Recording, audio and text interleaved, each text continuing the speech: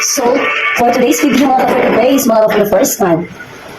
At the end of my life as a content creator, so for today's video, mga kita ninyo, mga ka-for the person, mga ka-for the bebs, labi na sa mga for the marites dyan.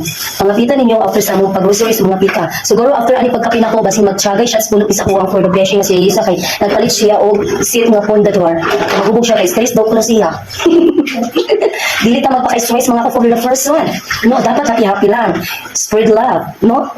Good vibes lang. Dili ta magsigyo ka bad vibes. Bad vibes not welcome. Kailangan good vibes tayo lagi. Diba? So, sorry to sa aking mga boses ko. Nawala na yung process ko. Oo eh.